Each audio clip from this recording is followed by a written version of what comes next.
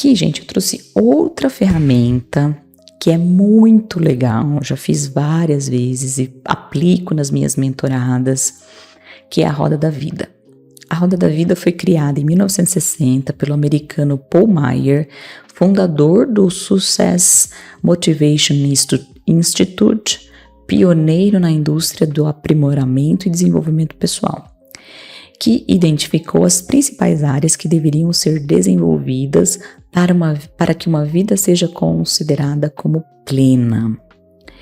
A ideia aqui, gente, é que você classifique em cada um desses pilares como você se sente. Como que eu vou explicar aqui? Se você acha que você está atendendo ou não atendendo bem esse pilar. Então, por exemplo, vamos aqui onde eu estou mostrando aqui, hobbies e diversão. Como está esse pilar de hobbies e diversão na minha vida? Eu estou conseguindo praticar? Nota de 1 a 10. Como eu me classifico? Eu consigo fazer o esporte que eu gosto? Eu consigo assistir os filmes ou as séries que eu gosto? Eu tenho tempo para ir no cinema? Como é que tá esse pilar na minha vida hoje? Como eu me classifico? Não, eu tô super bem, eu sou feliz, eu gosto da minha vida como ela está hoje, eu consigo aplicar, então eu sou um 10. Eu tô mais ou menos, tem dia que eu consigo, tem dia que eu não consigo, então eu vou colocar aqui que eu sou um 6. Não consigo fazer nada, eu só trabalho e vou para minha casa e estudo e eu não consigo me dedicar para nada dos meus hobbies, porque no final de semana eu tenho que estudar, então tenho que colocar aqui o 1, né? Um exemplo. E assim eu vou fazendo para todas as outras áreas da roda, né? Plenitude, felicidade, espiritualidade, vida social, relacionamento amoroso, família, desenvolvimento intelectual, saúde, energia, equilíbrio emocional, recursos financeiros, contribuição social, realização e propósito. E aí, o que seria o ideal? O que seria o perfeito? Que essa roda pudesse rodar. Para que a roda rode, em teoria, todos os pilares precisariam estar com a mesma nota, né? Para que ela rodasse perfeitamente, né? Se você tem algumas lá em cima e outras lá embaixo, a roda vai capengar, né? Você não vai conseguir ter o flow perfeito ali, o fluxo de giro da roda, né? Então, eu vou deixar para vocês aqui também no material essa folha para que vocês possam preencher. Eu gosto de pedir para as meninas pintarem, né? Você pinta, aí fica bem claro como é que ficou a roda, né? E nos pilares que você classificar com menos de 6, que você passe a construir um plano de ação, né?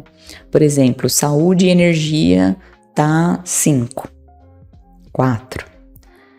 O que eu vou fazer para levar esse número para 8, 9? Né? Então, eu vou começar a fazer exercício, eu vou começar a me alimentar melhor, eu vou começar isso, aquilo. Vai listando todas as coisas que você pode fazer para elevar essa nota, essa classificação. E o mesmo para todos os outros que você considerar classificar aqui muito, muito, muito baixo, tá bom? Mais uma ferramenta interessante que eu aplico sempre e eu sugiro que vocês comecem a fazer porque traz reflexões aí bem legais. A próxima ferramenta, gente, de autoconhecimento que eu trago para vocês aqui é a linguagem do amor. Esse livro foi lançado lá nos Estados Unidos, né, pelo Chapman. Ele diz que todos nós, né, somos classificados ali em 5 tipos de linguagem do amor, né? Na verdade, você pode ter mais do que um, mas normalmente um deles é o que mais é presente, é o mais expressivo, né? Aí ele fala, por exemplo, palavras de afirmação, que são as pessoas que valorizam os elogios, reconhecimento, palavras encorajadoras, né? São as pessoas que reconhecem aí as palavras, né? O 2 é tempo de qualidade.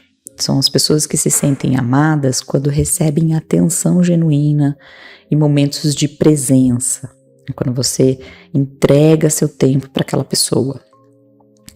O 3 são os presentes, né? São pessoas que enxergam significado nos gestos simbólicos e demonstrações tangíveis de apreço.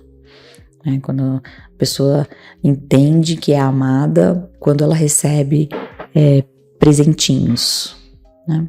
O 4 é atos de serviço. Então, pessoas que se sentem valorizadas quando alguém age para ajudá-las a facilitar a sua vida, né? Quando alguém faz coisas para ela. E toque físico. Pessoas que expressam afeto por meio do contato físico, como abraços, aperto de mão, né? Então aqui, o que é legal quando você conhece qual é a sua linguagem do amor, né? O que é muito importante para você, né? E o que é muito importante para as pessoas com quem você convive. Claro que o livro, ele traz muito para essa relação amorosa, né? Mas você pode aplicar no seu dia a dia, com as pessoas que trabalham com você, com as pessoas com quem você convive, porque é a maneira como essas pessoas vão se sentir valorizadas e reconhecidas por você, né? E quando você consegue perceber isso, né? Tanto perceber em você mesma, como perceber no outro, porque às vezes a sua linguagem é uma, a do outro é outra. É muito difícil você ter duas pessoas com a mesma linguagem, ou, né?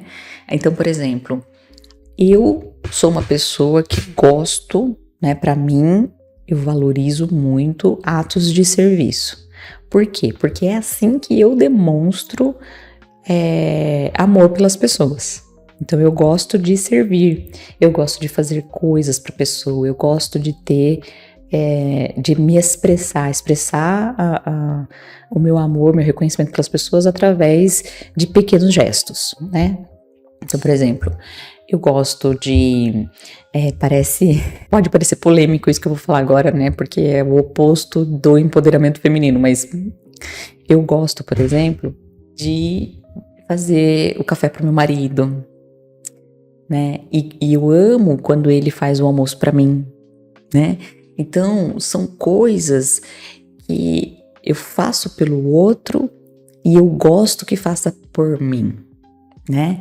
É assim que eu me sinto valorizada e é assim que eu demonstro o quanto eu valorizo o outro, né? Então, eu gosto de fazer o café para ele, e aí eu faço questão de servir, de levar na mesa, né, de arrumar a mesa, de fazer uma mesa posta, bonita. Aí eu faço um café da manhã bem gostoso, levo lá, arrumo tudo, né? Isso para mim é a maneira como eu demonstro o meu amor, o meu afeto, né? Eu gosto de comprar as coisas do mercado, por exemplo, e deixar tudo arrumadinho, tudo organizadinho. É um serviço, é uma atividade que leva tempo, né? Que traz, que a gente gasta energia para fazer, né? E se ele faz por mim, porque eu tô aqui gravando os vídeos para vocês, por exemplo, né? Ele tá demonstrando para mim o quanto ele me ama, o quanto ele me respeita, né? Então, tô trazendo isso nesse contexto romântico, né, de relação amorosa, mas isso se aplica no nosso dia a dia, né? Vamos supor, então, eu gosto de ato de serviço, sinto valorizada com isso, mas pode ser que o meu colega que trabalha comigo valoriza mais as palavras de afirmação, e se eu sou boa em perceber isso com agilidade, eu vou passar a tratá-lo da maneira como ele entende o amor, né? Como ele entende o reconhecimento. E se para ele isso é muito importante, eu vou passar a me policiar ou a ter intenção na minha comunicação com ele para que eu coloque na nossa dinâmica, né, mais palavras de afirmação, mais elogios, mais feedback, né, elevar a energia dele através de palavras de afirmação. Deu para entender, gente? Então a maneira como eu me relaciono com o outro precisa ser bom para os dois, né? Precisa ser bom para mim, precisa ser bom para ele, mas eu preciso saber o que é bom para ele, para que eu possa adaptar a minha linguagem, né? Para que eu possa tentar conduzir o meu jeito de lidar com ele de uma forma que ele se sinta reconhecido e valorizado, tá bom? Mais uma técnica, se vocês não conheciam, recomendo que busquem, né, mais detalhes. Tudo que eu tô trazendo aqui para vocês, gente, claro que é de uma maneira superficial, né? Todas essas ferramentas têm treinamentos inteiros para você se aprofundar, né? Aqui sabe que existe, tem um contexto, um conteúdo para vocês entenderem, e aí, se vocês tiverem interesse, vocês vão buscando a parte, né? Se aprofundar, que é o que eu recomendo. Essa técnica, gente, é uma técnica nova, quer dizer, não é muito nova, né? Pode ser um pouquinho polêmica, porque não é uma base científica, um estudo científico, mas se chama Human Design, desenho humano. É uma mistura de várias terapias holísticas tratadas de uma única forma, ou melhor, resumidas ali numa teoria, num contexto.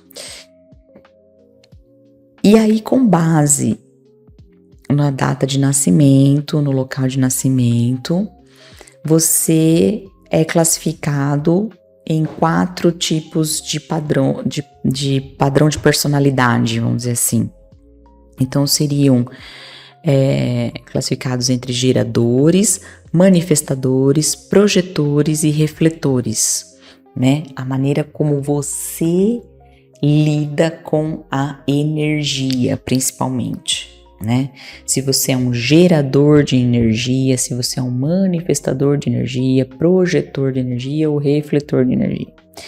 E aí, aqui, né, nos canais, com base nesta mandala, que é feita ali com base no dia do seu nascimento, e traz, obviamente, um pouco da astrologia para dentro do conceito, alguns canais aqui são ativados, são abertos ou fechados, né? Nesses pontos que são muito semelhantes com os pontos dos nossos chakras, né? Eles têm alguns adicionais que nos chakras comuns não tem, mas é basicamente a mesma coisa dos chakras, e aí tem aqui a ativação de algumas dessas portas, né, que alimenta os demais, né, e aí vai construindo uma série de possibilidades, de combinações, né, e que traça aí as suas preferências, né, é uma forma de autoconhecimento muito interessante. Muito interessante.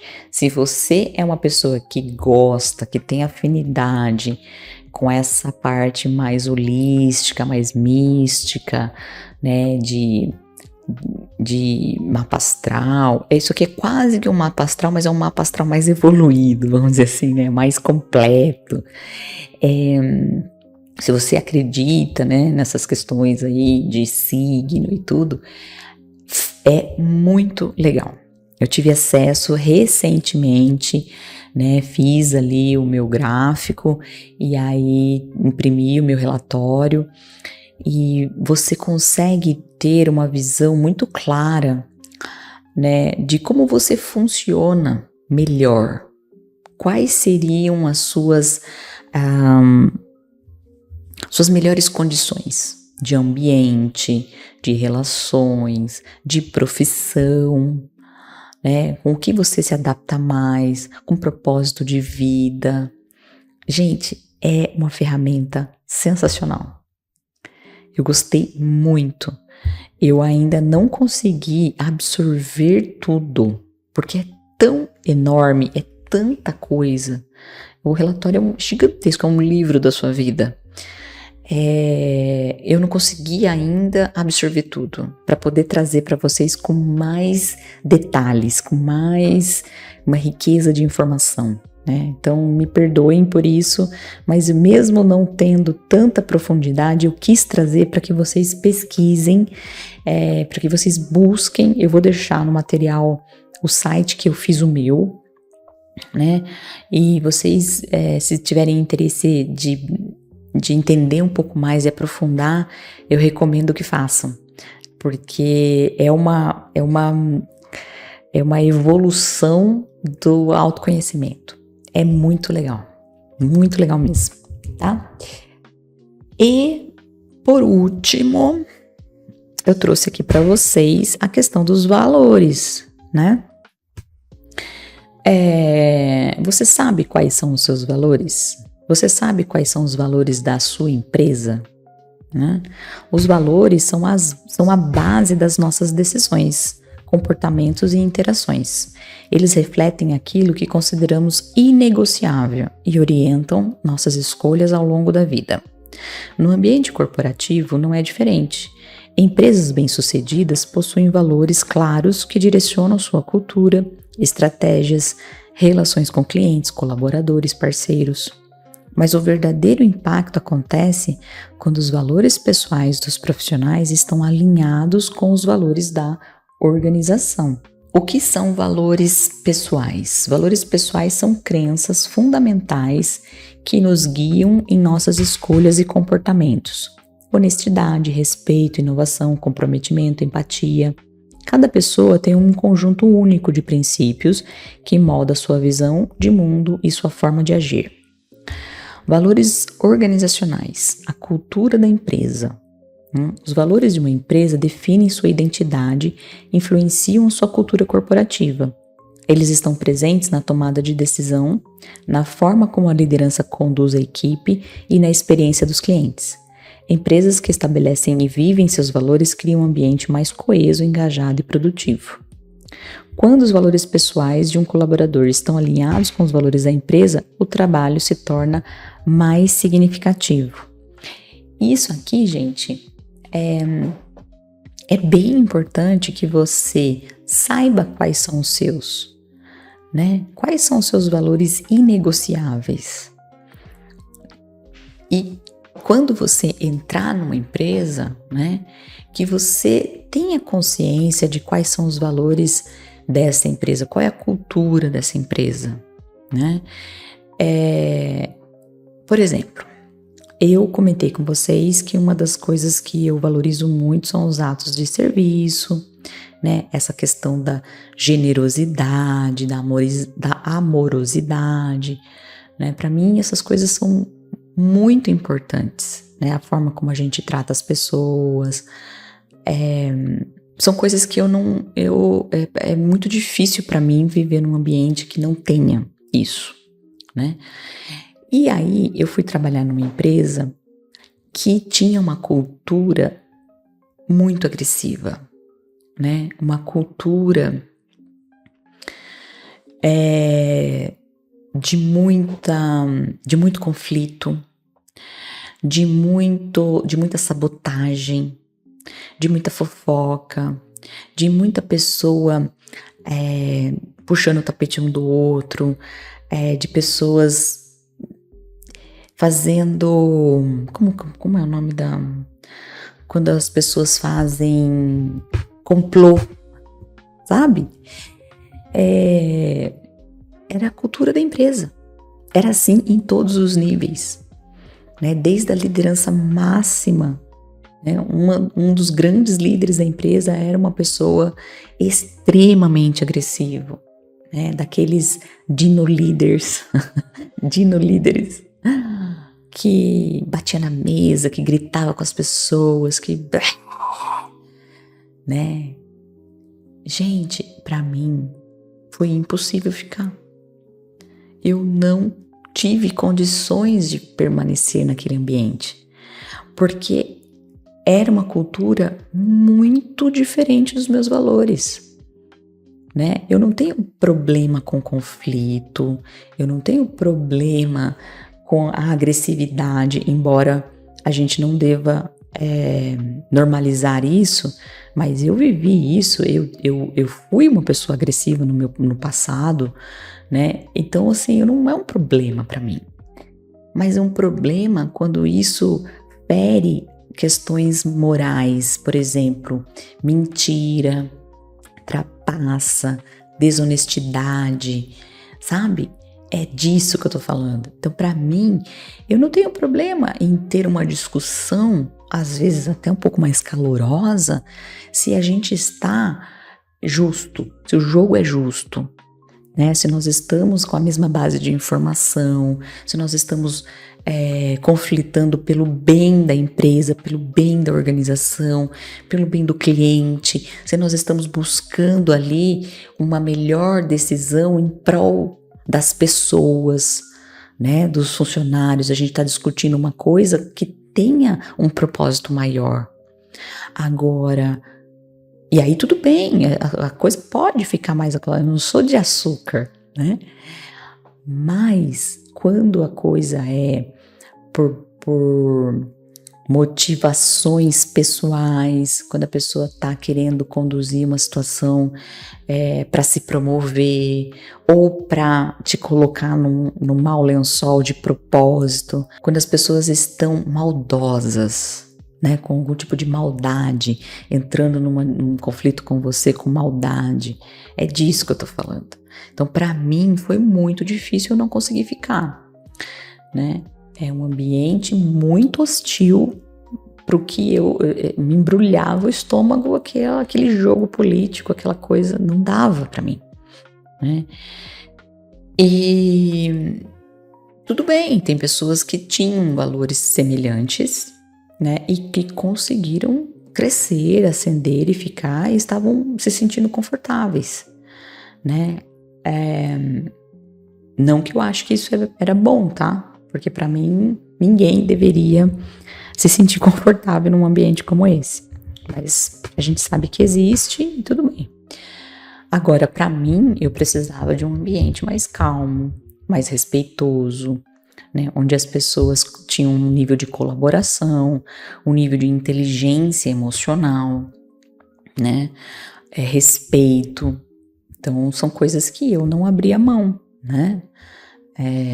São valores pessoais meus, importantes para mim. Eu não vou aceitar que uma pessoa grite comigo, né? Que uma pessoa me trate com falta de respeito. Então, eu não posso me identificar com essa cultura, né? Mas eu me conheço profundamente e eu me respeito em primeiro lugar. Respeito os meus valores, respeito a minha trajetória, né, a minha história, respeito quem eu sou e não me submeto. Por isso que é importante que você se conheça, né, e que você conheça esses valores da organização. E aí eu encontrei uma empresa que tinha valores muito semelhantes com o meu, né, com os meus. Uma empresa que respeitava a diversidade, respeitava a opinião das pessoas, né, extremamente forte com compliance, com justiça, um pensamento nas pessoas. Existem empresas assim, gente. Uma cultura leve, um ambiente agradável, sabe? Uma pressão sob controle, com respeito, com alegria. E aí eu naveguei, eu me identifiquei, eu fiquei bem, fiquei tranquila, fiquei feliz. Eu performei muito, né? A gente performa mais, a gente tem produtividade, a gente tem entrega quando a gente está confortável, quando os valores estão alinhados, tá bom?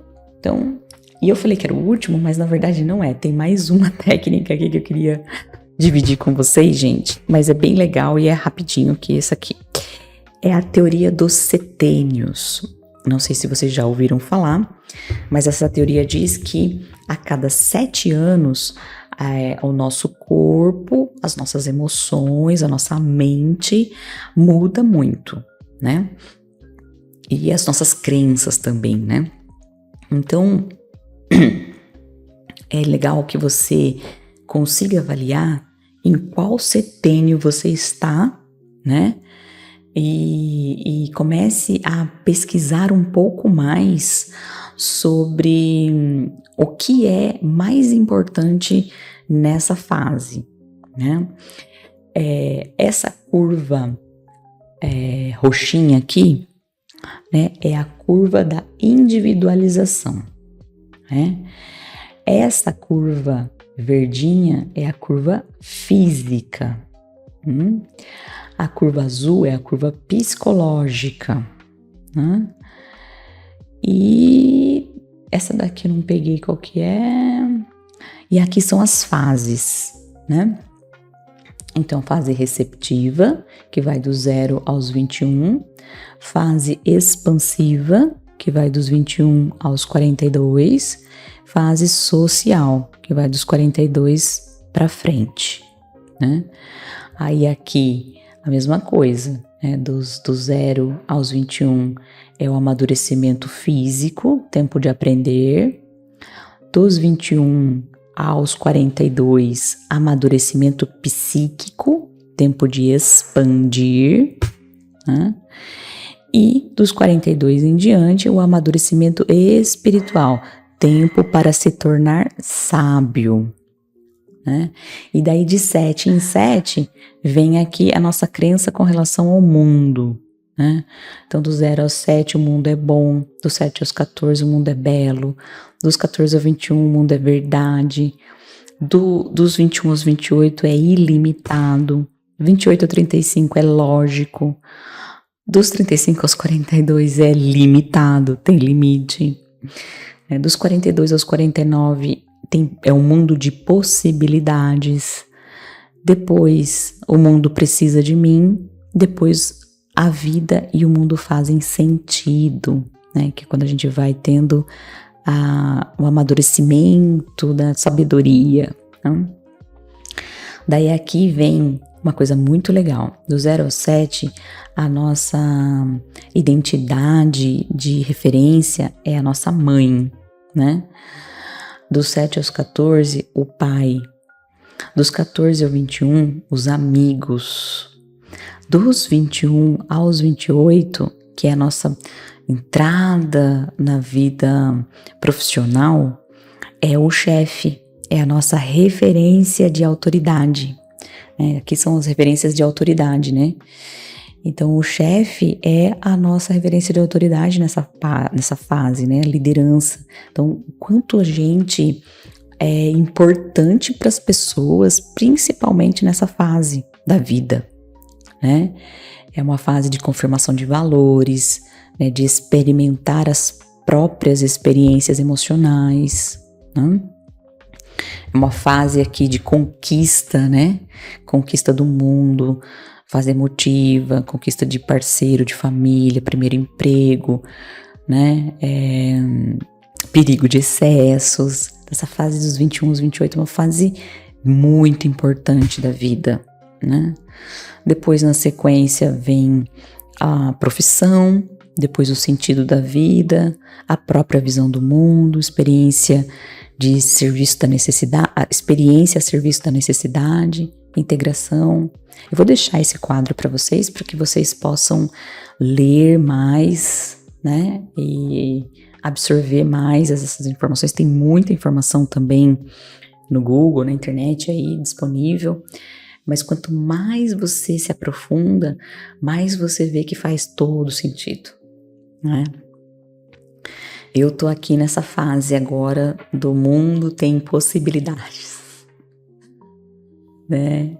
É uma fase altruísta, né? Aprender a fazer diferente, ser aprendiz onde se era mestre, abrir-se para o mundo, né? Surgem novas iniciativas. Olha que legal. É justamente essa fase de transição, né? Tive uma profissão por muitos anos, estou movendo para minha próxima fase de vida, né? De carreira, né? Então faz muito sentido e eu queria muito ouvir de vocês em qual fase vocês estão, se isso aqui, né? Fez sentido para vocês ou não, como é que foi, né?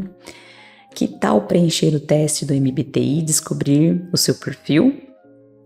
Eu vou deixar para vocês o MBTI, o DISC, a Roda da Vida, o site para vocês fazerem o desenho humano e a tabelinha dos setênios. Então, ferramenta para começar esse processo de autoconhecimento vai ter bastante, né? E aí, gente, usa o caderno de reflexão para anotar os seus insights, né? Para realmente ver o que faz sentido, o que não faz sentido, para digerir essas ferramentas, para entender se isso aqui se aplica, se não se aplica, né? Se traduz quem você é ou não, tá? Isso aqui é ferramenta, né? Abrindo a caixinha de ferramenta e vendo ali tudo que existe.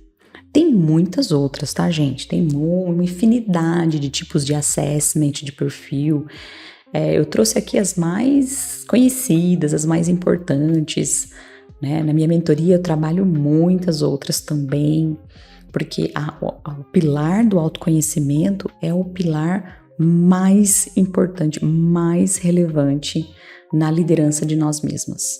Ele é a base para a gente começar a construir o nosso plano de desenvolvimento, as nossas metas, os nossos objetivos, onde a gente vai chegar, né? Então, aqui é a nossa base. Muito bem, o que nós vimos até aqui?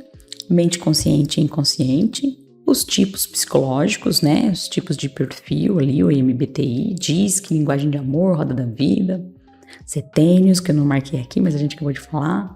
Então, isso aqui tudo um pouquinho aí sobre autoconhecimento. A gente ainda vai falar um pouco mais sobre isso mais pra frente, tá? Mas nesse primeiro momento da aula, acho que tem bastante informação aqui pra gente brincar. Tá bom?